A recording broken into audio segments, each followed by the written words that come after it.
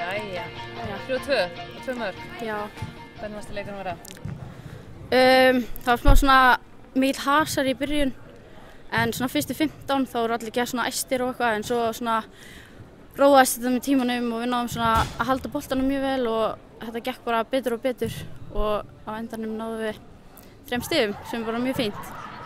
Það er náttúrulega alltaf skemmtilegt að spila við Stjörnuna, mikill hasar og svona? Já, það er alltaf svona ekstra gaman og ekstra mikið svona læti og eitthvað. Þannig að það var bara mjög gaman að vinna þér núna. Búin að gera jafntefli síðustu 2, þannig að loksins. Þetta ekki bara flottur, svona góður undirbúningur fyrir að klára undirbúningstímabilið svona? Jú, bara mjög fínt. Við erum búin að vera bara svona að vera að þjappa liðinu saman og það er bara að koma meira og meira með hverjum leiknum. Maður finnur að það sé svona stigandi í þessu og eins og Aklamar er ekki með í dag en það kemur bara maður í mann stað og þetta er bara alltaf að koma, þannig að já.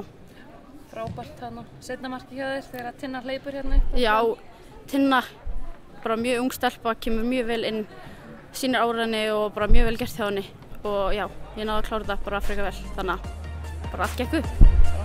Já, takk.